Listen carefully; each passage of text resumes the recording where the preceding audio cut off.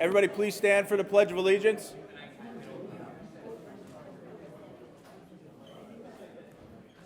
Pledge allegiance to the flag of the United States of America and to the republic for which it stands, one nation, under God, indivisible, with liberty and justice for all.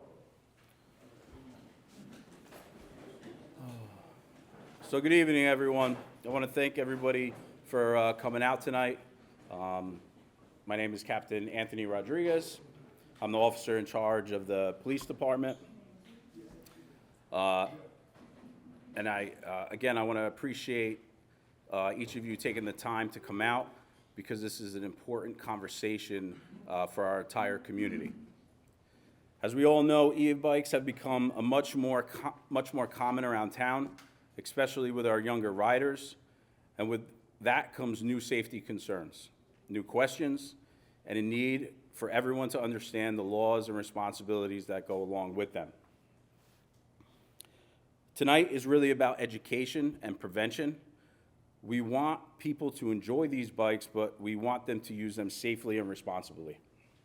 Our goal is to give you clear information, answer your questions, and help everyone walk away with a better understanding of what we're seeing out on the road every day. I want to thank the mayor and council for supporting this event, and I want to thank all of you for coming out and being a part of this discussion.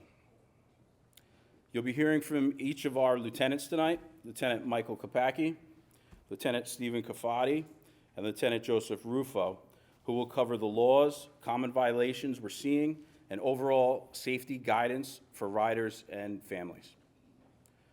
We're also joined by Al Evangelista, our former Pompton Lakes Fire Chief and current Emergency Management Coordinator.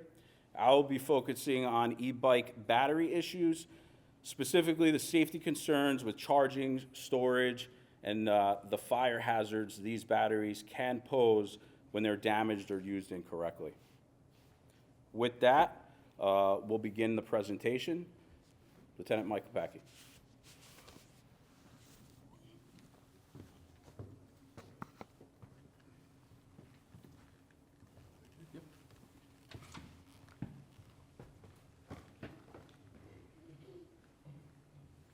All right, good evening, and thank you for coming tonight. I do appreciate this. Our police department, our community appreciates this. Basically, we're going to give this presentation tonight, and we're not here to tell you that e-bikes are bad. We're not here to tell you you can't use them. But what we're going to do is we're going to give you some information on what current laws are on the books and some safety tips so that you can enjoy them in a more safer and responsible way. Okay, so we're going to start out. I'll give you a quick agenda of our presentation tonight. We're going to start off with an introduction into the e-bike movement. We're going to talk about some bicycle safety practices and some current laws. We're going to talk about some e-bike classifications and requirements. And lastly, we're going to finish it up with some parental considerations and some final tips.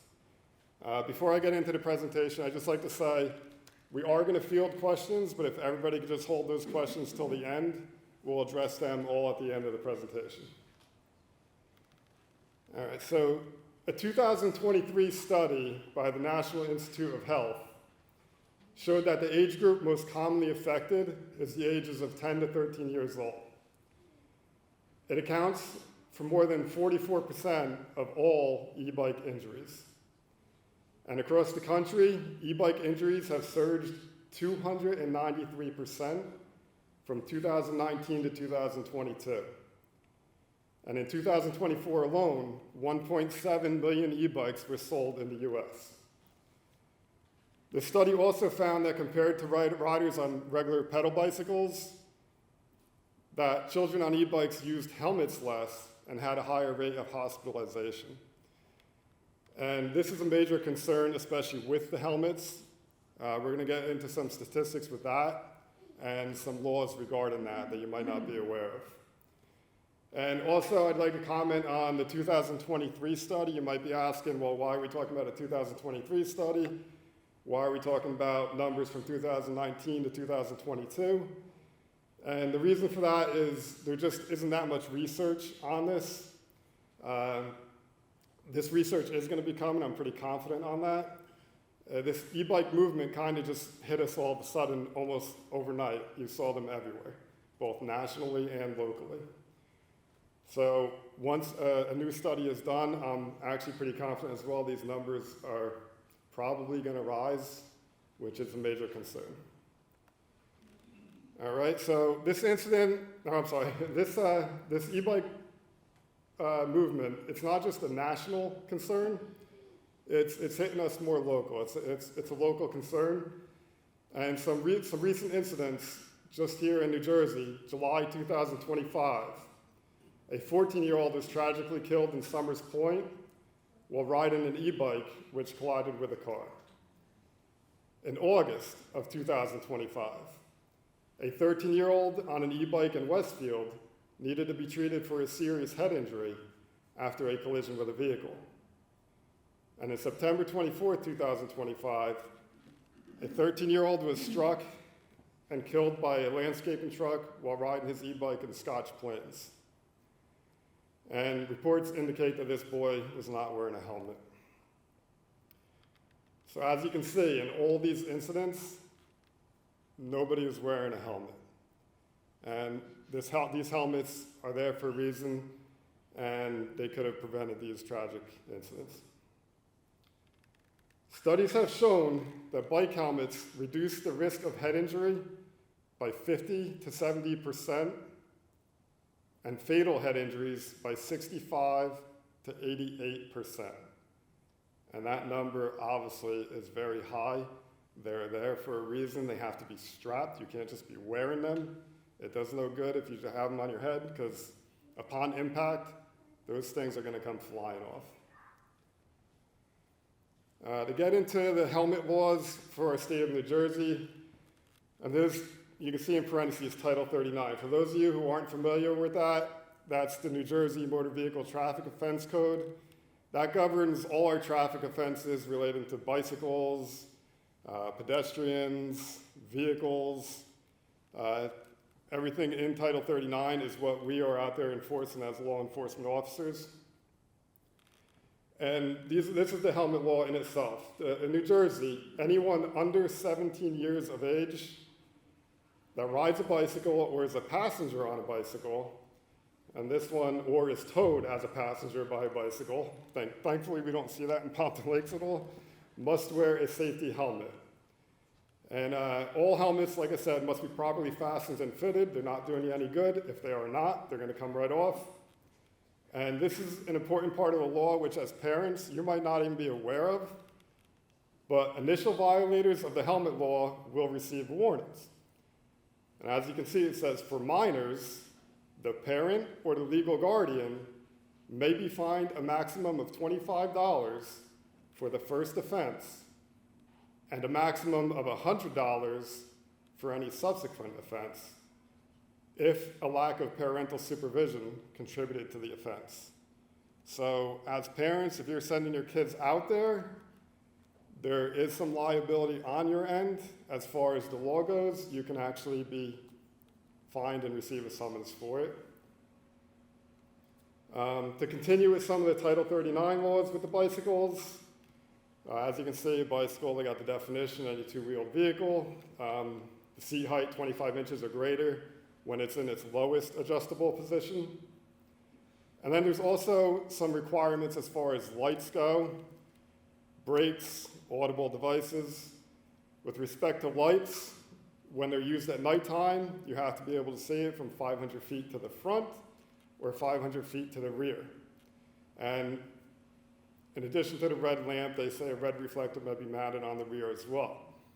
What I should say also is, when I'm going over these bicycle laws, they're going to apply to e-bikes as well. So you're not just talking about your pedal bicycles. All these requirements, the equipment requirements, and the rules of the road apply to your e-bikes in addition to your regular bicycles. Like I said, an audible signal, it must be able to be heard at least 100 feet away, and you cannot use a siren or a whistle. And it must be equipped with brakes that can make wheels skid while stopping on a dry, level, clean pavement. Obviously, hitching on your vehicle is prohibited. You can see in that very first bullet there, 39:4-12, that very last sentence. You must limit passengers to only the number the bicycle is designed and equipped to carry, meaning the number of seats. So if you only have one seat, that only means one person. No riding on pegs, no double riding, no hanging off the back. That's all violation of the law. Then if you go down to the bottom of this bullet right here, now we're going to talk about the rights and duties of persons. And these are basically considered your rules of the road. So every person riding a bicycle on a roadway is granted all the rights and subject to all the duties of the motor vehicle driver. This includes stopping at stop signs, traffic signals, as well as the stay and stop law, meaning you must stop for pedestrians. Just because you're a bicycle doesn't mean that you're exempt from the laws of the motor vehicle where the pedestrians are crossing. And probably most important of all this, in regards to you being the e-bike rider, the bicyclists themselves, you have to stay to the near right side of the roadway. That means all the way to the right of the road, that is where you should be traveling. Some roads have bicycle lanes, some don't. So your goal is to stay to the right as far as possible. There are exceptions to this, such as when you need to make a left turn. You would see, I don't know, I see this in Pompton Lakes a lot. We have a lot of bicycles, like a group of 10 to 20, and they're going into that left lane, and you're saying, what are they doing? Shouldn't they be staying to the right? Well, that's obviously the only way they can do that is to get into that left lane and do it safely. Once they make that left turn, back to the right side of the road. You can also go into the left to avoid debris, drains, other hazardous conditions, or obviously if a vehicle is parked on the side of the road, you obviously have the right to go around that as a bicyclist. Some of our local ordinances that we have on the books, you'll see that they pretty much mirror the Title 39 laws with respect to the equipment. You can see right here, we already went over it, but just to point it out, 500 feet to the front, 500 feet to the rear, audible signal, at least 100 feet away, mirrors our Title 39 laws. Two additional ordinances that we have on the books here in Pompton Lakes are that no bicycle can travel at a faster rate of speed on any public road or street than the posted speed limit. So here in Pompton Lakes, we have a lot of 25-mile-per-hour roadways. You can't travel above 25 miles per hour. And lastly, riding on the sidewalks. So in our town, on any sidewalk in the borough, you are not allowed to ride your bicycle on the sidewalk if you are over the age of 8 years old. So if you're a younger kid, we understand that. That's why the ordinance is put into place. You're allowed to be on the sidewalk over the age of 8. You are not. So at this point, I am going to pass it on to Lieutenant Kafati, who's going to go over some hand signals and some best safety practices with your bicycles and e-bikes.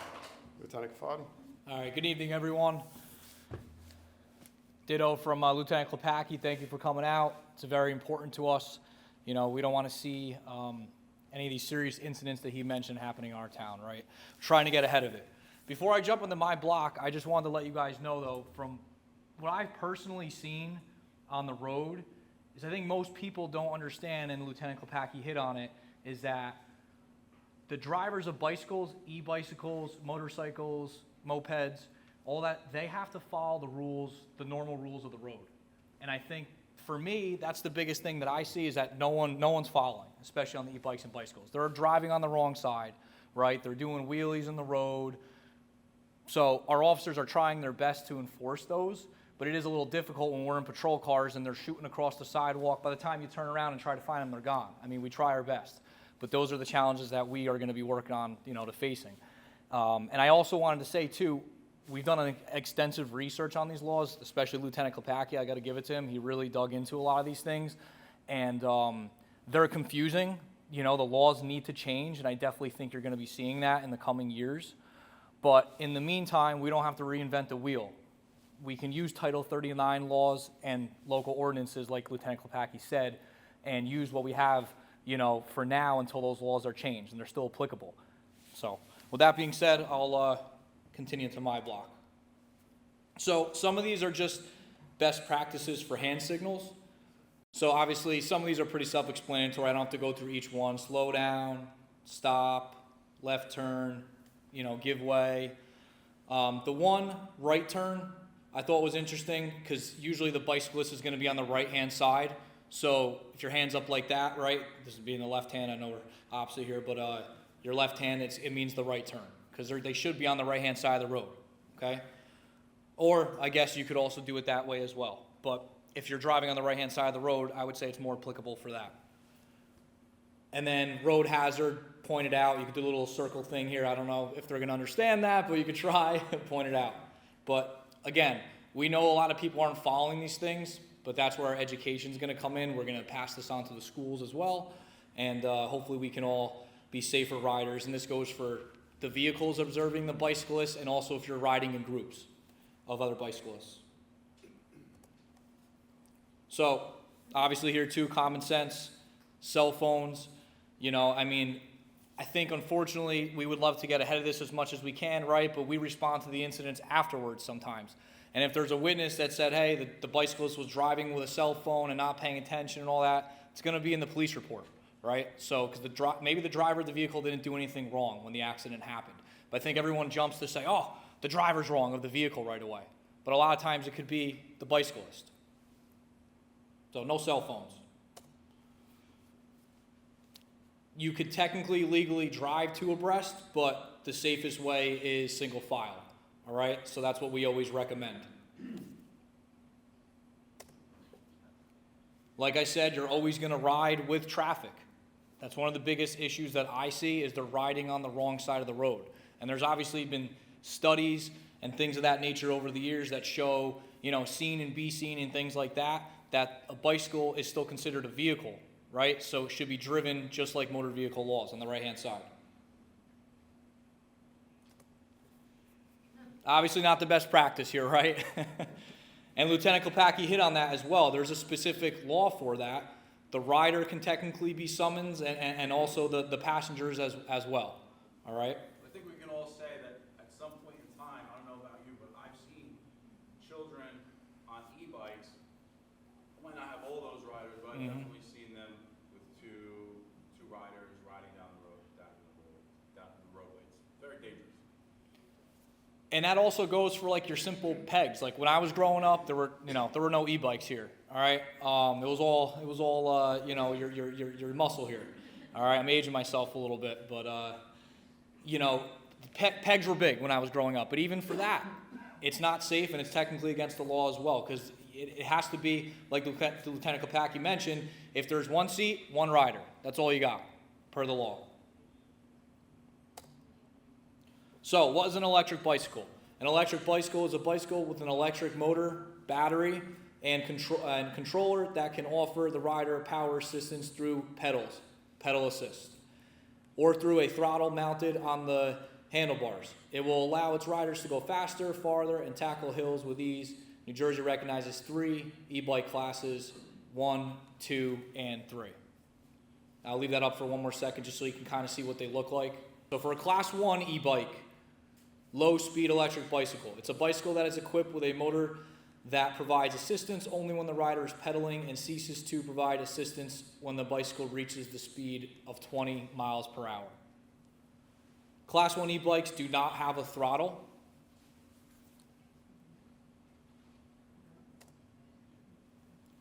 So for Class 1 e-bikes, you see the chart up there.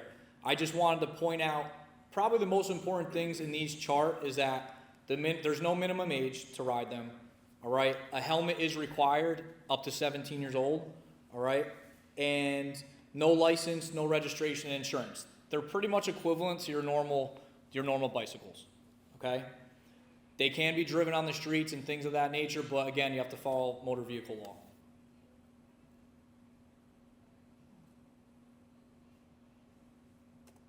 Class 2s. These are also low-speed electric bicycles. and they're equipped with a motor that may be used exclusively to propel the bicycle and is not capable of providing assistance when the bicycle reaches the speed of 20 miles per hour. Class 2 bikes are all equipped with a throttle. But again, they're capped at 20 miles per hour. That's why they're a Class 2.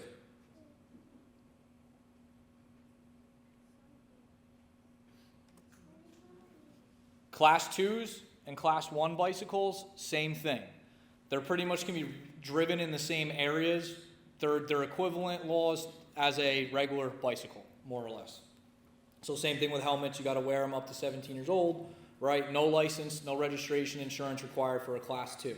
And we had mentioned it before too. You can't ride on a sidewalk in Pompton Lakes. That's our local law. All right. I mean, listen. Sometimes they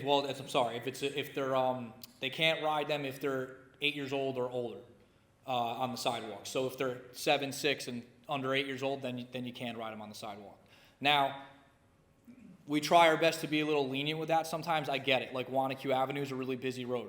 So sometimes, the bicycle might be on Wanacue Ave, but that causes another issue and another discussion for us because Wanacue Ave is a busy road. Do we let them ride on the sidewalk? Do we not? So these are things that we have to discuss going forward. But technically, if they're 8 years old or older, they're not supposed to be riding on any sidewalk in the borough. Electric scooter, a scooter with a floorboard that can be stood upon by the operator with handlebars and an electric motor that's capable of propelling the device with or without human propulsion at a maximum speed of less than 19 miles per hour. So I'll go to the next slide just to explain.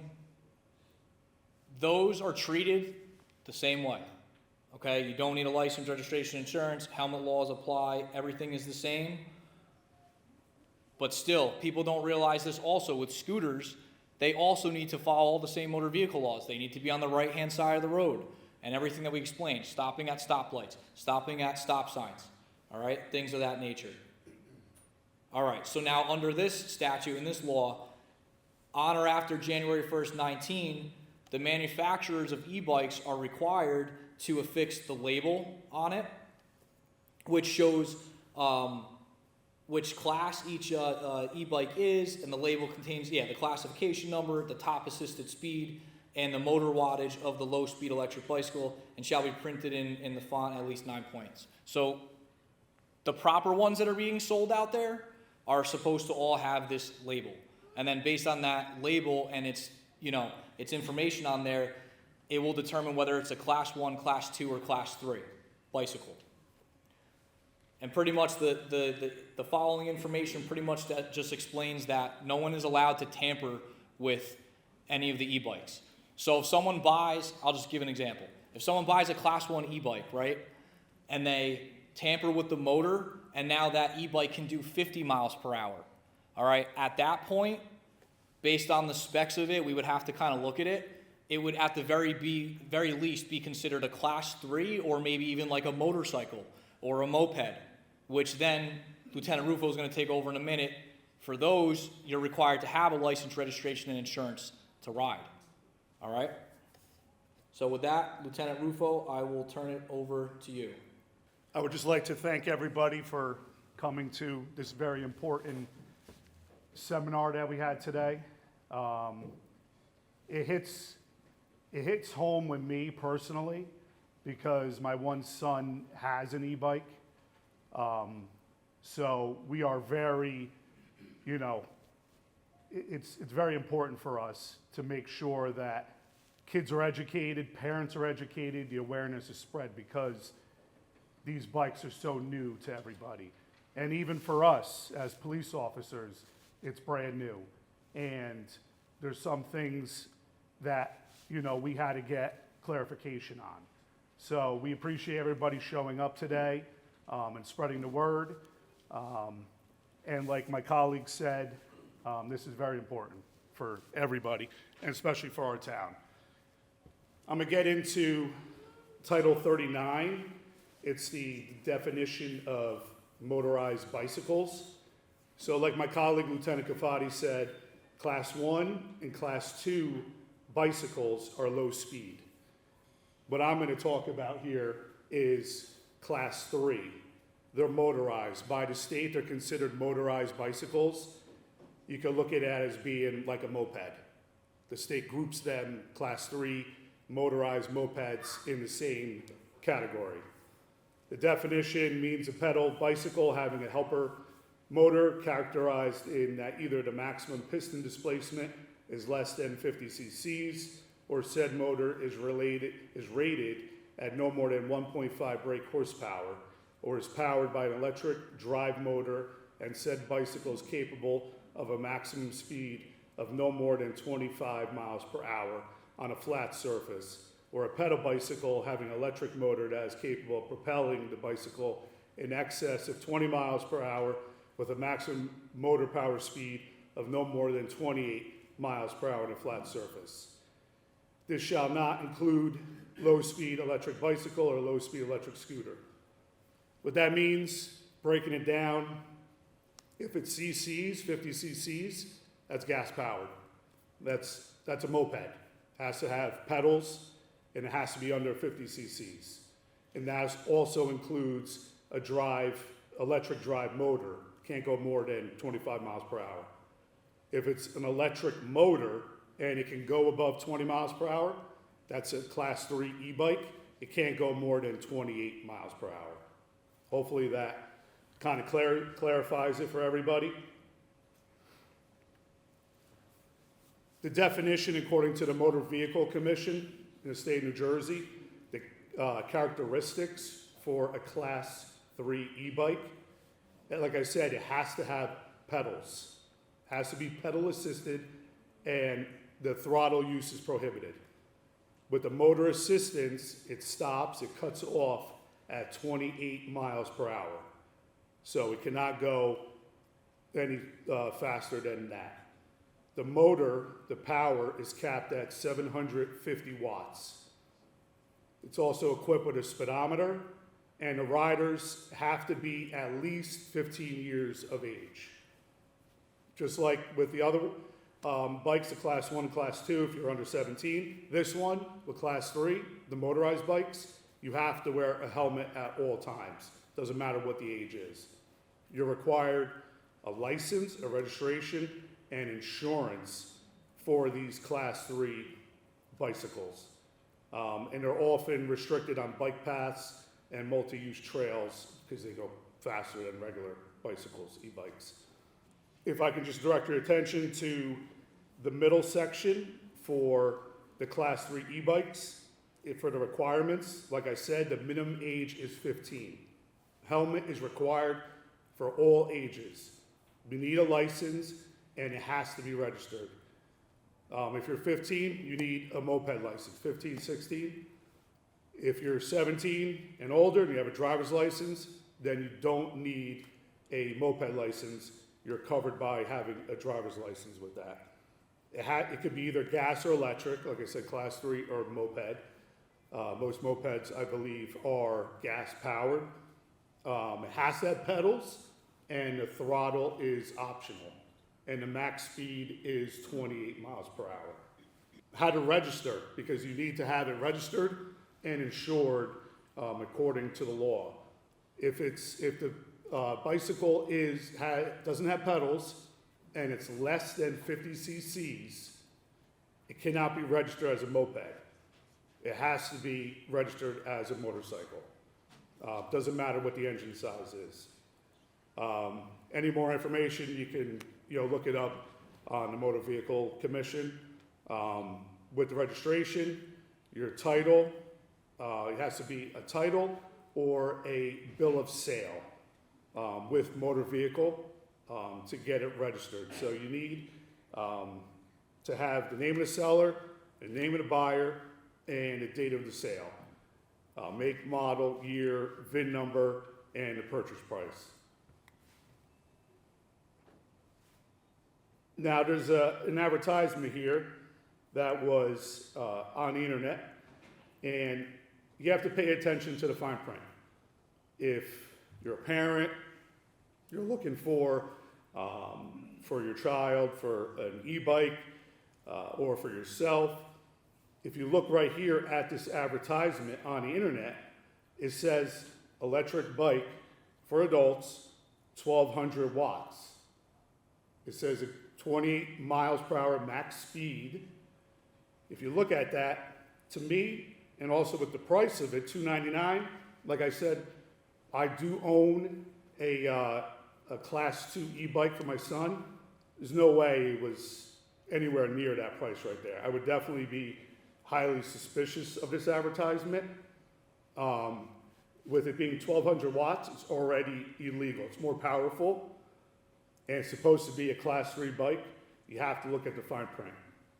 And if you look at the reviews, when you look at this advertisement for the reviews, you'll also find what it says right here. It says level 2, when you start pedaling, the electric motor kicks in and you can really fly in this mode. If you pedal as well, 26 plus miles per hour, it depends on the effort you put in, it becomes a level 3, full electric, and just use your hand throttle to speed up. With that, this would make it illegal. Over 26 miles per hour, you'll be going well over the 28 miles per hour. You have to look at the fine print with these advertisements as a parent if you're looking for your child for an e-bike. Parental considerations, read the fine print. With these advertisements, like I spoke to you just before about them, if you're gonna purchase it online. Don't let your child get on a bike if it's not properly equipped with a helmet. Always helmets. Doesn't matter if it's a Class 3, it's all the time. If it's a Class 1 or Class 2, it's going to be under 17. Go with your child for a bike ride. Observe their obedience with traffic laws. If they're lacking any area, give them guidance. And there's many e-bike safety courses out there. One is Pedal Lace, as you can see on the screen right there. There's many of them out there. I know one is it's e-bike training for teens. It's a virtual course to train teens with e-bikes, and you can look it up on the internet. It's through NJ Bike and Walk Coalition. But we also post them on our Facebook account with the police department in regards to these courses. We try to put them out as much as we can. And here's the one right here for Pedal Lace. Here's the website for it. They have them all over, and they're great for, if, as a parent with your child. I'm going to show you now a video. It was from Montvale. There was no serious injury or fatality with this accident with an e-bike and a motor vehicle. I'm going to show it to you. See if you can find the violations. Just blurt them out. Let us know if you see any violations, what we talked about, what my colleagues spoke about, with the rules of the road, the laws of the road.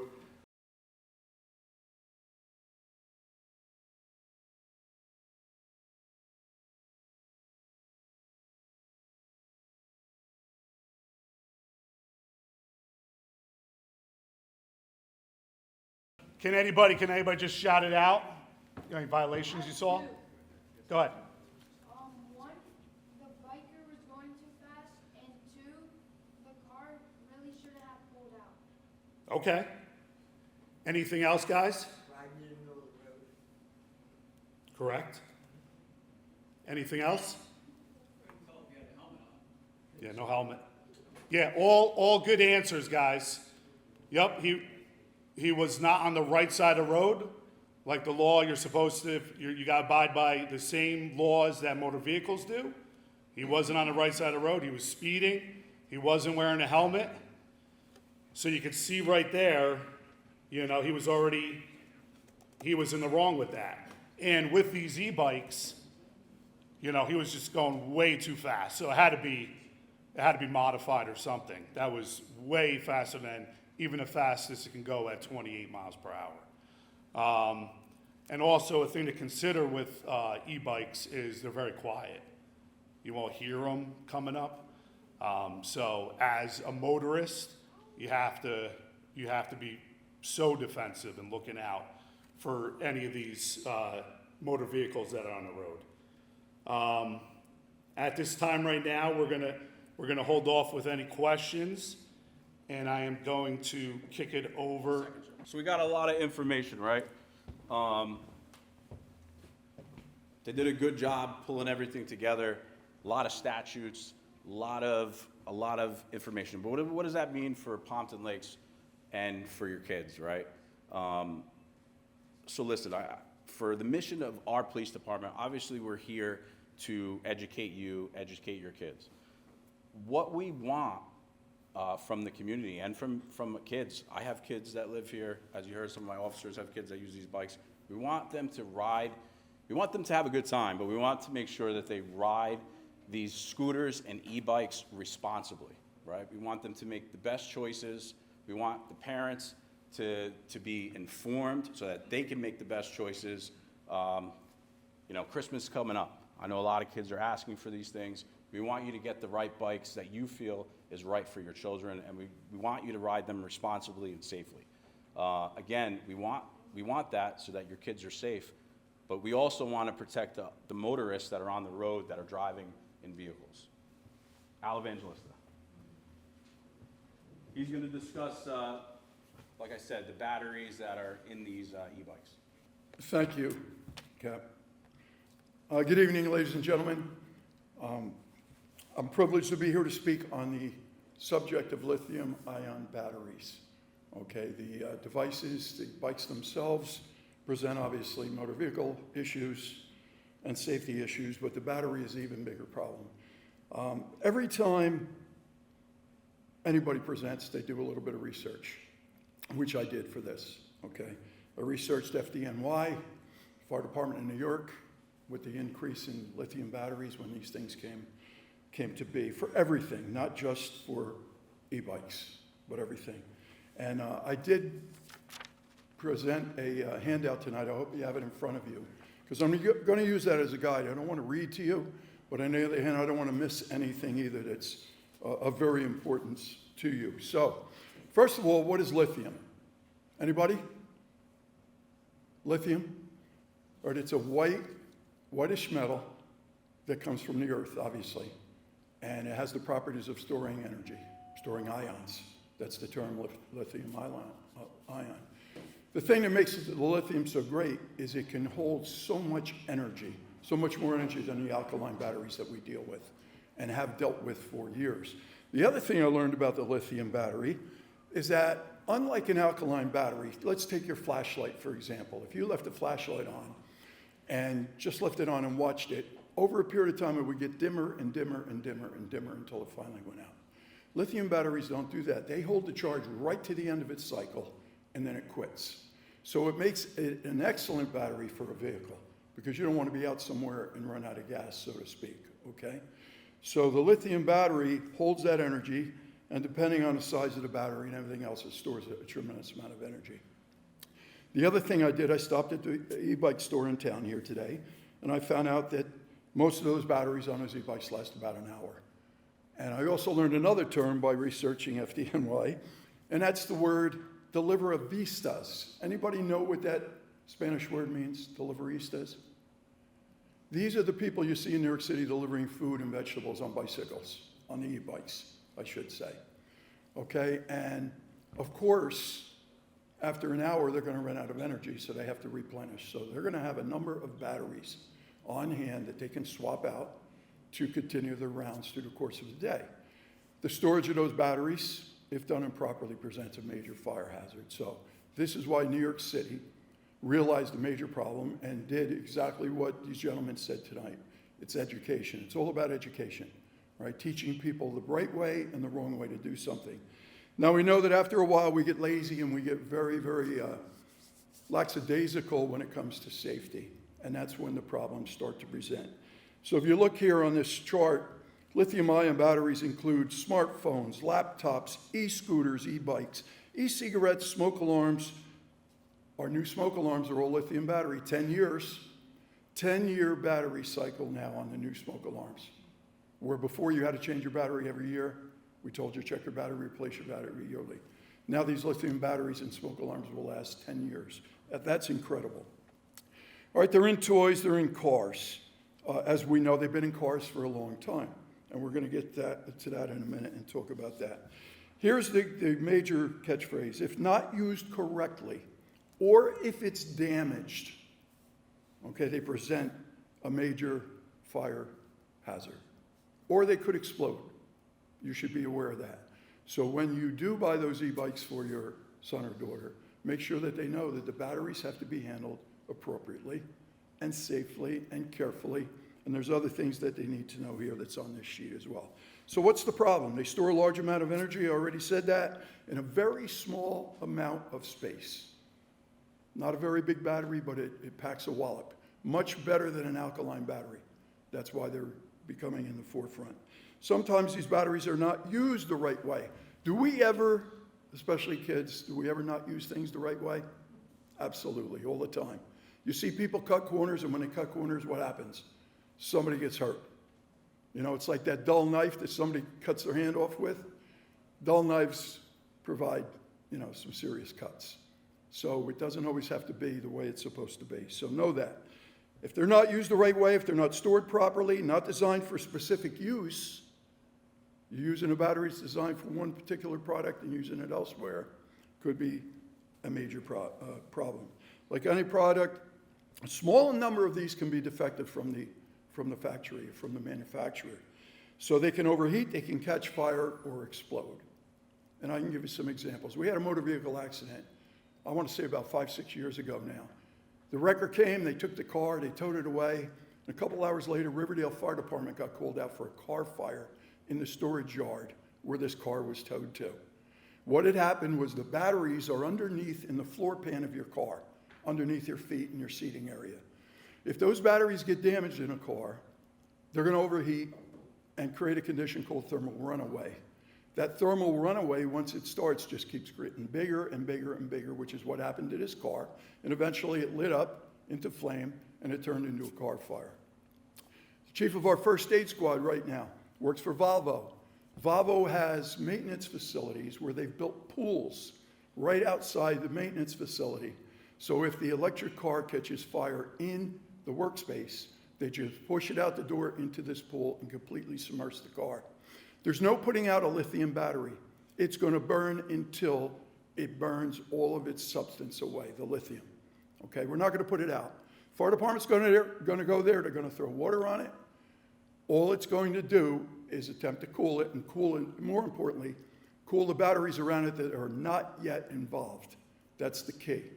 But the batteries that are already involved and are already on fire, water is not going to put it out. I'm going to tell you right now. The temperatures that these batteries burn at is incredible. Upwards of 1,000, 1,200, 1,300 degrees. Okay, that'll melt steel, that temperature right there. All right, so let's look at the safety tips. Purchase and use devices that are listed by a nationally recognized testing agency. Now, we all know the UL seal of approval, right? We all grew up with that, regardless of what the toy was, what the tool was, the UL seal of approval. If you don't see that on there, or another, bona fide testing agency, it might be a knockoff, and probably is a knockoff, and you buy it because it's cheaper, and you're going to end up creating a problem for yourselves. Always follow manufacturer's instructions, which people generally never do, but you should. Only use the battery designed for the device. Only use the charging cord that came with that device. Now, what I've been noticing in different stores is that some people are saying the battery doesn't charge up fast enough. I need it to charge faster. So they're buying different chargers that will charge this device quicker. But the problem with that is it generates excessive heat. The more I force electricity into this phone, all right, the greater the capacity that battery has to absorb. And it's like blowing up a balloon. Do you ever blow up a balloon and have it pop the minute you got it inflated? Well, that's what can happen to an electric battery. You can overfill it so rapidly that you heat it up. As a matter of fact, I had this laying on my seat in my car one day, and when I picked it up, it said, overheating, device will not function until it cools down, or something of that nature, right? So I had to put it in the shade, or just hide it, take it out of the sun. I had been in the sunlight, and this went into an automatic shutdown mode, which was good to see and good to know. But you should know that as well, and make sure that your sons and daughters or your kids know that as well. The charging cords we talked about. If the charging cord is damaged or the charger's damaged, get rid of it. Replace it. Don't attempt to repair it. When you repair things like that, you never do it right. Not because you don't know what you're doing, but you think you do, and it ends up being a problem. Do not keep the charging device or the device battery after it's fully charged. Do not keep charging it. Now, I just found out today there are chargers that are made that they sell uptown that will charge a battery and then automatically shut off. You don't want to use like a timer that you buy in a hardware store. That's not what that's designed for. That's designed more for lighting equipment and not charging devices. So make sure if you do get a timer that shuts off, that it's made for a lithium battery device. Keep batteries at room temperature. We know if it goes before freezing, it's not going to want to charge. And if it's overheated, I already told you what happens. It goes into a shutdown mode. Very, very important. We had a fire in Riverdale a couple of years ago that we assisted them on, and we went over there. It was a garage fire. Thank God it was a detached garage. So the garage caught on fire and literally lit up and burned, and quite substantially. And they were charging EV bikes in the back of that, or scooters, whatever it was. When they're charging, they have to be spaced. There could be no debris around it that's, going to catch like combustible materials or rags or anything like that. It's got to be a nice, clean, solid surface, preferably not wood or paper, never on a bed, never on a pillow, never on a couch, never, never. On a hard, substantial surface, okay, like a stone or, a flat surface like Formica in your kitchen, on the counter, can handle that. But let me tell you this. We had another call at the high school in the art room a couple of years ago where a student, I guess, was handling the phone. When we got there, it was laying on a vinyl floor in the art room, vinyl tile, just like this, right here in this room. And it had fused itself. When we went to move it, it had fused itself to the tile, literally burned into it. And we had to take an axe to pry it off the floor. So these things burn hot. They burn red hot. When that battery goes into what we call thermal runaway. I think I mentioned that already. If I didn't, once that thermal reaction begins, you're not going to stop it. It's going to continue until it burns out. So make sure that you don't touch it. If it gets into that condition, get it out of the house. If it's in the house, make sure it's outside. And try to charge your vehicles outside. The biggest problem they have with the Deliveristas in the city was when these guys were done at the end of the night, because they lived in tenements, and they lived in what we call a taxpayer, which is a store on the bottom, and then the upper floors are residences. What happens is they would bring the bikes into the space where the staircases were going upstairs, and that would be, a little lobby there, and they'd charge their bikes in there, which was not a great idea, because that's the exit that's coming down from the upper floors in the case of fire. So they literally were storing and charging their bikes and scooters right there, which was, in fact, an emergency exit. Okay, so please don't do that. If you're doing that at home, make sure you have a space where you can charge these, either in a detached garage or, you don't want it to be susceptible to the elements. You want to keep it dry, you don't want it wet, but just make sure it's safe and there's no combustibles around it. Let's look at the signs of a problem. This can be applied to human beings too. All right, one of the first things you might notice is an odor. Okay, if you smell something that doesn't smell right, it could be that battery off-gassing. All right, as these start to thermally degrade inside, it could be off-gassing. So if you smell an odor that smells like something burning, take a look. Isolate it, get it outside. If need be, call 911. Get people over there that can help you. The other thing, changing color. Obviously, we see that change in color, too much heat, change in shape, it's distorted, it's overheating. Those are the things you want to look for. Leaking. If you ever see any kind of leakage out of here, or odd noises, you hear something going on in there, or another device, whatever it might be, just call 911. We'll come and investigate. The fire department will come, and we'll treat that. Now, let's talk about that, because the next stage here is recycled batteries responsibly. Let's talk about that in a minute. There was one other thing I wanted to say about remember, this is not going to stop. Once it starts that thermal runaway, I can't stress that enough. It's going to continue on. So it's got to be handled appropriately, and you might want to put it in a metal can or something where you can contain it, get it out of the house, out of the structure, and treat it appropriately. All right, so what do we do now to recycle these batteries? As a matter of fact, I'm going to be talking to our DPW because we do have a container at our recycling center for batteries. But every battery in the world gets thrown in there. The alkaline batteries that we're very familiar with, and now I know people are going to be throwing these batteries, these lithium-ion batteries. Lithium is also used as a mood-altering drug too, just so you're aware of that. We're not going to use it for those purposes here.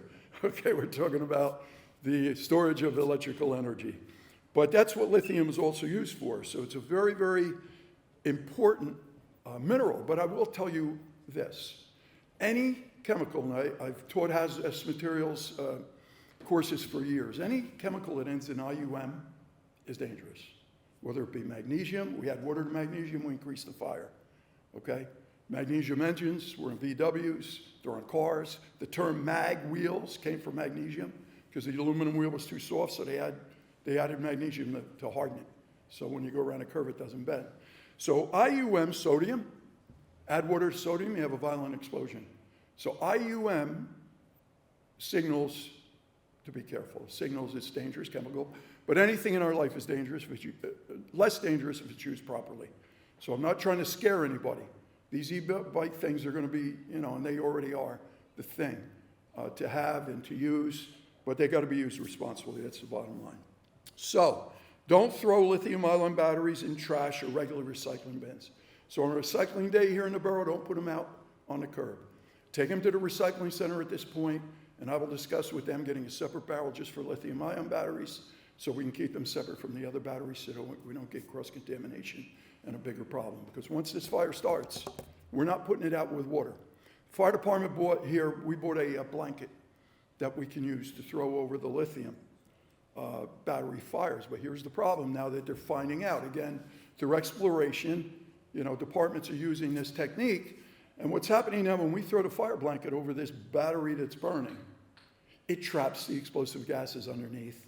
And at some point, it has created a violent explosion. So I'm not talking about these blankets you see advertised on the internet for your kitchen stove. I'm not talking about that. That's natural gas. It's totally different. I'm talking about these lithium ions that give off explosive vapors when this thing is thermally reacting. So be very, very careful on that. So you want to dispose of them properly. Never leave them laying around your house, inside your house. Because if these are damaged, that's when they get dangerous, when they're damaged. And we know that, and the proprietor, the owner of the shop uptown today, the e-bike store, showed me how these things come out of the bikes. I had never taken one out of an e-bike. I'd never seen really an e-bike up close. But they're all different size batteries depending on the use and the longevity of the battery that's required. And the bottom line is if you drop that, it could puncture that plastic case. Now a little bit of water gets in there, contaminates the lithium, we got a fire on our hands. So if the battery is damaged by accident, you drop it, falls off the table, the bench, whatever. If it's damaged, if it looks damaged, if it's cracked, or if you think in your mind it's not worth keeping, bring it up, dispose it properly at the recycling center, and we'll take it from there. Our county also runs yearly, or semi-annually, I should say, hazardous material collection points. We have one coming up. I'm going to post it, and we're going to post it on our borough website. That's where you really want to take these batteries if you can. And we'll do the same thing with the borough because they should be treated as a separate entity. So anyway, enjoy your e-bikes, enjoy your scooters, but just treat the batteries with special care, and you should have no problem. Everything should be safe. There's a number on there to call, and it says something there about charging an e-bike. Charge your e-battery in a flat, dry area away from children. Good point. Direct sunlight, liquids, tripping hazards, and in a location where the bike is not at risk of falling. Because if that bike falls over and it damages the battery when it hits the concrete, you could have a problem. And you don't want to wake up to anything like that in your home. So be safe out there. And like I said, if you have one or you're going to buy one, enjoy it. But be safe. Follow all the rules, the regulations. And again, I thank you for this opportunity to come and present the safety part as far as fire is concerned. Have a good evening and a great holiday. Thank you. When I was just talking to the other lieutenants too, I just want to mention a couple quick things. We had mentioned that Class 3 bicycles need a driver's license. So we just wanted to point out that the research there and the laws are still being, right, completed, like I said. It's a little vague, but some of our research from what we found is showing that a class 3 bike, you actually might need like a motorcycle license to drive it. There's really nothing definitive that's saying that, but we know at the very least you would need a moped. Oh, I forgot. Yeah, you would need a moped license at the very least to operate those. That's why it starts at 15 years old, because that's the earliest age you can get a moped license. So that just shows you that, you know, if you're an adult and you don't have a moped license, you might need a motorcycle license. Again, we're still researching that. But if that's what the law leads to, it just shows you that how powerful the Class 3 e-bikes can be and how fast they can go and things of that nature and how many wattage the batteries have and all that stuff. And then I also just wanted to point out, too, we do try our best to enforce this stuff. I quickly mentioned it during my block, but we just had an enforcement detail the other day. I was just talking to Lieutenant Klepacki, where our officers were out there during the holidays. We do it a lot of times where, I'll be honest, we really try our best not to give any breaks during that time for violations. So, you know, we set the example for the enforcement detail. And one of our officers stopped an e-bike. I believe that might have almost struck the patrol car. I don't know the whole story, but he had called me and the sergeant to pick our brain on the statutes that are applicable. And I know about 5 summonses approximately were issued to that driver because he almost caused an accident with the officer or another driver. And at that point, you know, they were able to pull him over and get him. We do try our best, but again, it is a little bit of a challenge for us that we'll be looking into, being that we're operating a patrol vehicle and they're operating a bicycle and zipping around. So, And I think what needs to be said too is we're not, our goal is not to go out there and issue every kid's summonses. Again, it's to make sure that they're riding responsibly. There's been numerous occasions where we've come across children on bicycles without helmets, bicycles or the e-bikes without their helmets, scooters, and you know, I explain to my officers and sort of the lieutenants, you know, interact with them, tell them that, you know, a helmet would be best practice, and explain to them why, and explain to them that we want them to be out there riding these bikes responsibly. And I think that's our main and our first goal, okay? It's not to write summonses and to put the burden on you guys, but again, there is a time for enforcement, and we do have to have it because we need to make sure our roadways are safe, not only for motorists, but for your kids. But there is also a time where we can make that connection with the kids if we see something wrong and address it that way. And you know, they should also be giving you guys a call to let you guys know too. And so this way that you can take the appropriate action once your child goes home.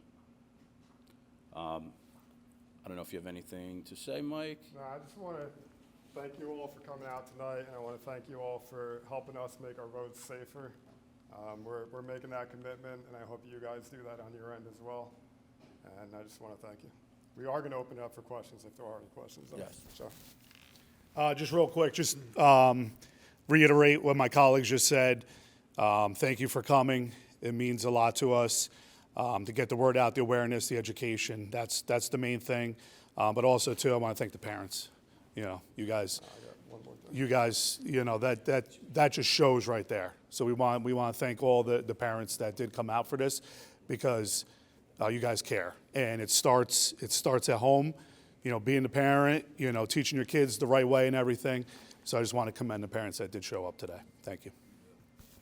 I also just want to thank Rick Corsaro of Max's E-Bikes. He was kind enough, he's in the back there. You want to stand up, Rick? Rick was kind enough to invite us into his store on multiple occasions. He's very knowledgeable, he's very concerned as well as far as everybody doing it safe. And he enlightened us and he provided some knowledge to us, and I just want to thank him for that and thank you for coming out tonight. So if anybody has any questions. For helmets, are they supposed to be wearing bicycle helmets or like almost like a motorcycle helmet with a visor and all that? So for the 2 first classes, you're going to be wearing bicycle helmets. All right. For the next class, which are class 3. Class 3 motorized bicycles. Correct. They're mopeds. You need a license, registration, insurance. You're going to be wearing a motorcycle helmet. Well, it's not a problem to wear Absolutely. Oh, yeah, Yes. of Yeah. Yeah. If you wanna have them wear for the other two classes, wear a motorcycle helmet, or wear I've seen some kids wear like a ATV or a dirt bike helmet. Yeah, absolutely. But it definitely would provide a lot more protection, when you're riding some of these e-bikes. So there are different ratings for impact helmets, right? If you're going to stay under 20, that's one helmet. If you're going to go over that, there's another helmet. They all look like bike helmets, though, right? And really, the idea is if you're ever in an accident with one, you're supposed to get rid of it, get another one. But you want to look at the impact rating on the bikes, right? If there's, there's the full face ones, those are the best ones you can get. But you don't want to get a regular bike helmet if you're going to be going between 15 and 20 miles an hour. You want to get a little bit higher impact one. And they are out there, and they're reasonably priced, $60, $70. So you spoke about driving with the flow of traffic and stopping at stop signs and at traffic lights.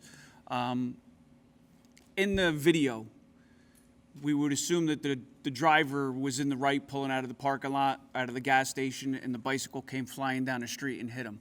So in a scenario like that, let's say the vehicle had the right of way and the person on the scooter or the bicycle ran a stop sign or ran a red light.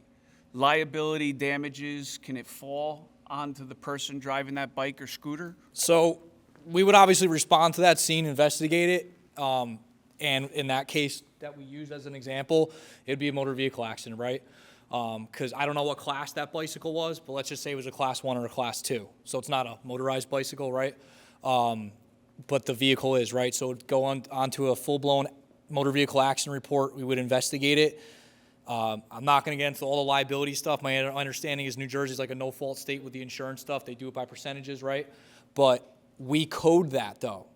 That claim is determined a lot of times, right, based on the investigation, the action report. So more or less, the driver of the bicycle in that case would be coded as, yes, pretty much at fault. But it's different codes that I won't get into like crazy with law enforcement purposes. But it's pretty much coded that the driver of that vehicle most likely didn't see that bike speeding down the road, pulled out, right? So he'd be coded as like doing nothing wrong. He's pulling into traffic.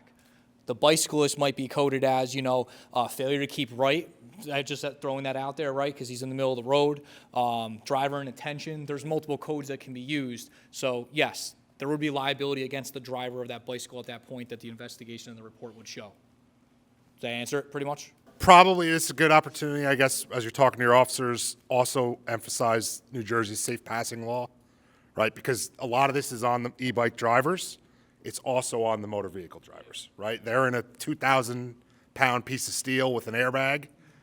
If they make a mistake, nothing happens to them, and a kid may die. So New Jersey has a safe passing law. To pass a bicycle, you have to give 4 feet of space or slow down to 25 miles an hour and be ready to stop. So I think it's important, kids make mistakes. We should recognize that. We don't want that to happen, but ultimately, we should remember the drivers have a higher level of care on the roadway. So it'd be good if you can make that a point of emphasis also while you're doing these details, that, drivers should pay attention. I think you bring up a good point where the kids make a mistake, because I could tell you a lot of what I'm seeing is, it might be these first 2 classes or even scooters, but the speeds on them are not the speeds that they should be. They're going 30. They're going 40 miles per hour. I've seen 2 kids on them. And,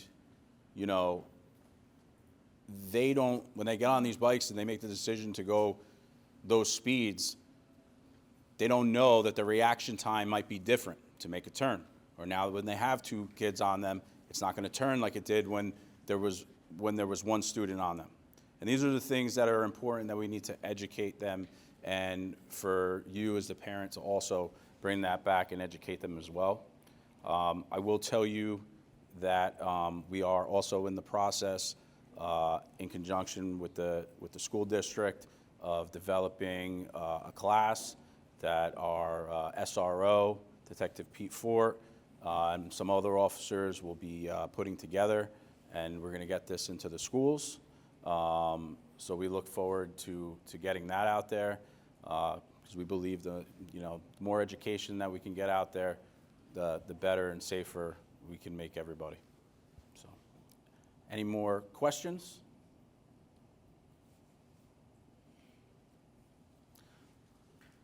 Thank you. Just before you go, I just want to thank you guys for coming out. I do want to thank Lieutenant Klepacki. He put a lot of effort in putting this whole thing together, countless hours looking it up. With these laws, we're going by a lot of bicycle laws because they interweave both. Hopefully, our state and local partners will come together and put together some type of comprehensive laws in regard to regulating these e-bikes. I know we've all heard it on the news, but something needs to be done. So, I commend him for putting this together with the limited information that we have out there. I'd like to thank Steve and Joe, and thank you all for coming out. So even though there's class 1, 2, and 3, all of the e-bikes, I sell them, I own the store in town, all of the e-bikes can go over 20 miles an hour. Every single one. A class 1 bike, a class 2 bike, a class 3 bike obviously can. They have settings on them where you can set the speed limit, so they stop at 20, but they all can go that speed. So you want to make sure if your kid comes home with one, go out there and hit the throttle and see where it's set. If it stops at 19.5 or 20, all right. If it stops at 25, they were speeding. They all do that. And it's a setting in the screen. Some of them have an app. There's different ways it can be done. And, let's face it, I have a 10-year-old and a 13-year-old. They can work my phone better than I can. They can work these bikes way better than we're ever going to figure them out. Let me ask you a question on that. So as a parent, is there a way to lock it out or regulate it? No. So that, no. No. I mean, I have an app on my phone. I can watch my kids and see what they do, but really it comes down to parenting. It comes down to parenting. And like you guys, your parents, you're here. It's the parents that aren't here that we really have a problem with. You guys are here because you care. Rick, But with that app, can the parents actually see how fast their kids are going? yeah, absolutely. Absolutely. But not all the bikes have one. Some of them do, some of them don't. And they can be turned up and down. A class 1 bike means, no throttle. But if you pedal it as hard as you can, they pretty much all max out around 28. So I think this is a part of the conversation that needs to be. And it's not, Yeah, it's- I think it's definitely a part of the conversation that we need to have with our state and local officials, because if they do put meaningful laws and statutes in place, they can get those regulations, and I'm sure they can stipulate that those things are governed. Maybe there's a code that they can lock it out so parents can only have. I mean, if they can lock out our kids on our cell phones with everything, I'm sure they can put something in place where that if the e-bike requested to go above a certain speed, it would send a code to your cell phone, whether you approved it or not, on the app yeah, that comes with. that could Could be a viable option. But We've got a stand-up one. Yeah.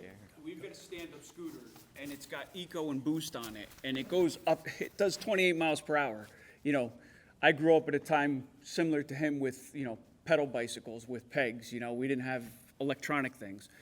I rode it. I got to tell you, 30 miles per hour on a stand-up scooter at my age is pretty scary. Like I was riding them little razor scooters and pedal, thinking I was going to kill myself on it. And then I got on this thing that's got shocks and does 30 miles per hour. It moves. Hitting a pedestrian at 30 miles per hour on a sidewalk is going to cause some damage too. The other way to think about it is think of your car. Yeah, car Exceeds the speed limit, right? And every car can probably do 80 or 90 miles an hour. So if we just follow the speed limit, follow the law, it really doesn't matter what the bike's set to. But we're getting there,